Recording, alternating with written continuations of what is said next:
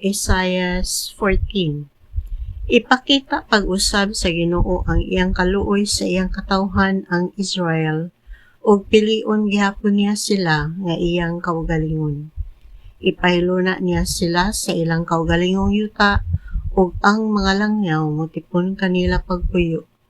Kuhaon sila sa katawhan sa ubang kanasuran ug dad-on balik sa ilang yuta ug himuong ulipon sa katawhan sa Israel ang mga kanasuran didto sa yuta sa Ginoo. Sila na usab ang mobihag sa nagbihag kanila ug maghari sa nagdaog-daog kanila.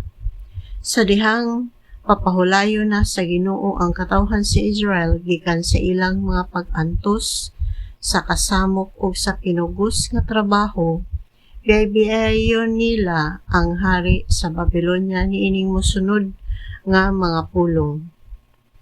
Natapos na gayud ang imong pagkamadaog-daogon ug ang imong kabangis. Gikuha sa Ginoo ang gahom sa madaotang magmamando nga sa kabangis nagdaog-daog sa kanasuran ug walay hunong nga nagluto sa mga katawhan nga ilang naulipon. Nakapahulay ug nagmalinaw na ang tibuok kalibutan ug nag-awit ang katawhan. Nagmaya nga nagtan-aw kanimo ang mga kahoy sipre ug ang mga sidro sa Lebanon. Mingon sila, sukad ka mapukan, wala na'y mianhi pagpamutol kanamo. Ang Siol nangandam na sa pagtagbo sa hari sa Babylonia. Gipukaw niya ang mga kalag, ang tanang kadagkuan sa kalibutan, lakip ang mga hari sa kanasuran. Silang tanan moingon unya kanimo. Karon managsama na gayud kita nga wala nay gahom. Gitambog na sa Siol ang imong garbo ug ang huni sa imong mga alpa, ang mga ulod maoy imong habol ug hapin sa imong higdaanan. Unsang pagkahitabo ang nahulog ka man gikan sa langit o hari sa Babylonia ang mahayag nga kabugason? Unsang pagkahitabo ang napukan ka man nga unta daghan mang nasod ang gibuntog nimo? Maingon ka man gud sa imong kauna-una. Musaka ako sa langit ibabaw pa sa kabituunan ug adto ko didto ipahimutang ang akong trono. Mulingkod ako sa bukid nga tigumanan nga atoa sa layong amihanan. Musaka ako ibabaw sa kapanganuran ug makigsama ako sa labing gamhanang Dios. Apan gitambog kahinuon sa Siol, sa kinahiladman, sa bungaw, ug ang makakita kanimo mututo kanimo sa dakong kahibulong ug moingon. Mao ba kini siya ang gikalisangan sa tibuok kalibutan ug nakapakurog sa mga gingharian? Mao ba kini siya ang migun-ob sa mga syudad ug naghimo sa kalibutan nga daw iserto og dili mobuhi sa iyang mga binilanggo?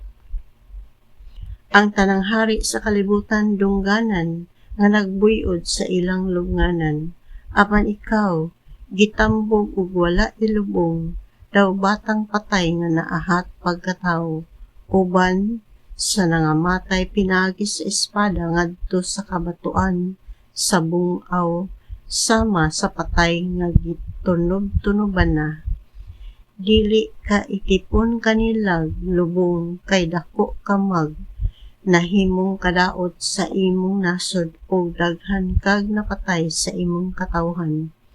Matapos naunta ang daotan nimong kaliwat, pangandam kay pamatyo na ang imong mga anak tungod sa kalapasan ninyong mga ginikanan, kay tingali unyag mosanay sila ug manag-iya sa yuta ug lukpo nila pagtukod ug mga syudad ang tibuok kalibutan. Atakihon ko ang Babylonia ug gun-ubon ko kini ug walay mga kaliwat o salin nga magpabiling buhi. Nag-ingon ang Ginoo nga labing gamhanan. Himuon kong kalapukan ang Babylonia o mga mingok na lamay magpuyo niini, unya silihibon ko ang tanang katawhan. Nag-ingon ang Ginoo nga labing gamhanan. Nanumpa ang Ginoo nga labing gamhanan. Ang akong gilaraw mahitabo gayud ug ang akong pagbuot matuman usab. Dinhi sa akong yuta patyon ko ang mga taga-Assyria o dinhi sa akong kabukiran tunob-tunoban ko sila. Dili na nila ulipnon ang mga Israelita o papasanon pagbugat. Mao kini ang akong katuyuan alang sa tibuok kalibutan ug bakyawon ko ang akong kamot ibabaw sa tanang kanasuran. Kay kabubot-on man kini sa Ginoo nga labing gamhanan, walay bisan kinsa nga makababag niini o may makapugong sa kamot nga iyang gibakyaw. Sa tuig nga maoy pagkamatay ni Hari Ahaz, nag-ingon ang Dios, mga Filistihanon, ayaw kamo pagmaya nga nabali ang bunal nga nagkastigo kaninyo kay ang gitim, mga nakog halas nga malala og kini mga nakusab og serpenteng pak-an. Ang panganay sa taong kabus mabusog og matulog nga malinawon ang timawa.